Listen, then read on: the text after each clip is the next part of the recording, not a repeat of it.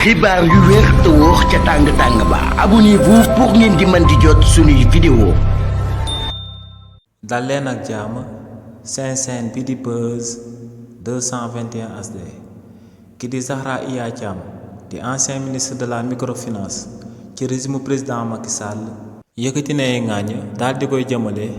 si lu premier ministre bi di Ousmane Sonko demee woon ba Italie daal di fay amal akub ngandam rassemblement. si li ni mel kii di Zahra Iyane Thiam ne en réalité lu premier ministre bii di Ousmane Sonko amali woon ca Italie ne du akub rassemblement waaye ne campagne électorale la amali woon foofee ca Italie daal di boole ay ministre yu dul jeex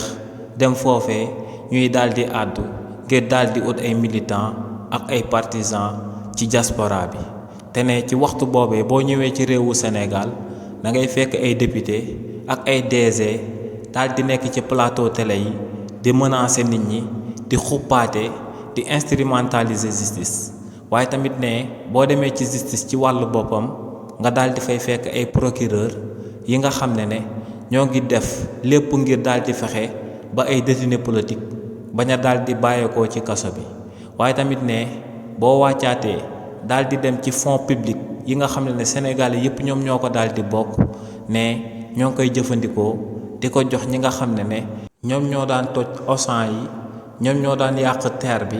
ñoom ñoo daan yàq BRT bi ginnaaw ba président Macky Sall nekkee woon ci bopp réew mi. ne nga daal di bàyyi ko foofee daal di dem ci administration nga daal di fay fekk ay préfet yi nga xam ne dañuy jël ndogal di dàqalu ay maire yi nga xam ne Sénégal yi seen wàllu bopp. ñoom ñoo leen daal di fal au suffrage universel ne réewu Sénégal foofu la daal di toll ne réewu Sénégal ginnaaw ba ko waa parti bi di Pastef yoree li ni mel lañ daal di nekk di dund. xibaar yu wér te wóor ca tàng ba abonnez-vous pour ngeen di mën di jot suñuy vidéo.